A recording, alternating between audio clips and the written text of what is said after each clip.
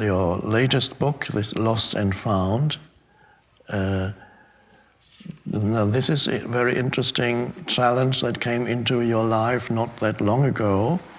The challenge was mercifully provided by one of your, or perhaps your most important spiritual teacher, whose name is Bhagavan Bernie Madoff.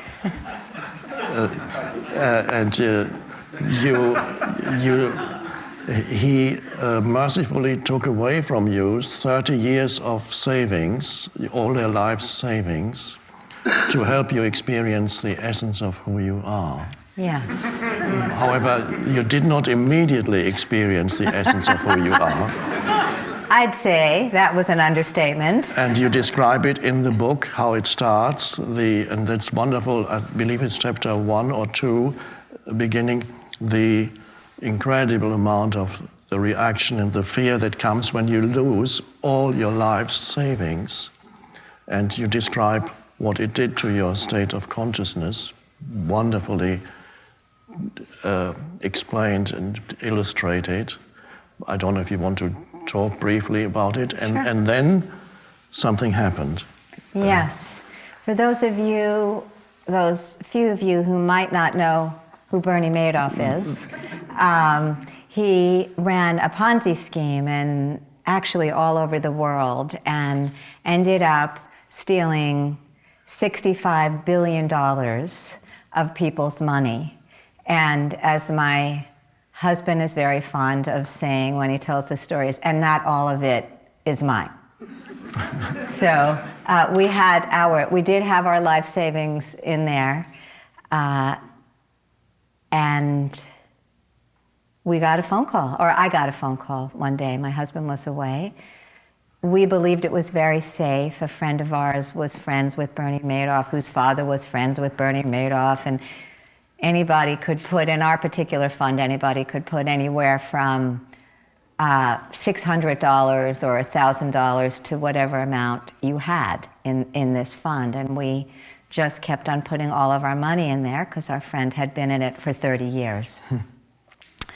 And also, as my husband says, that you start believing in gravity when every time you throw a ball up in the air, it comes down every time for 30 years. So we absolutely believed it was safe. And then it wasn't. And then we got the phone call saying it was gone. And I was shocked and in terror, I think.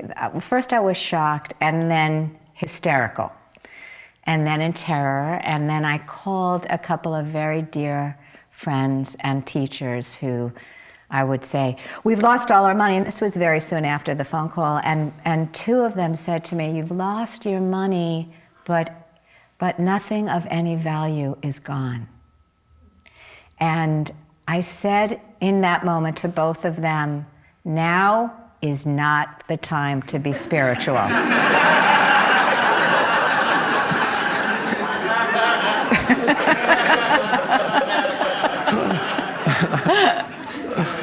I was convinced, it was like, don't give me that. We've lost our money. What are we going to do? We're going to be homeless. We're going to be out on the street. And what are we going to eat? And it was such a panic. And I started very soon realizing that it was going to be unbearable to live inside my mind. I could not, absolutely could not live inside the mind that was telling me, what did you do? I can't believe you did that. What's the matter with you? How come you didn't diversify? Even a 4-year-old knows to diversify.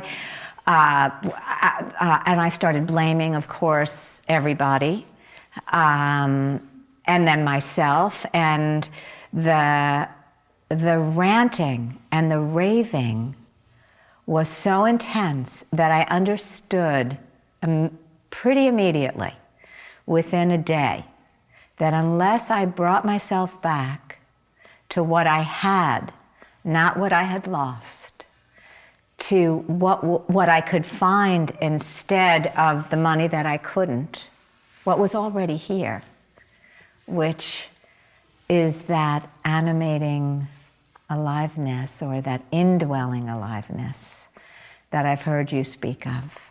Unless I could bring myself back moment to moment to moment, every single time my mind wandered, then I was going to be lost. I was going to be living in abject terror.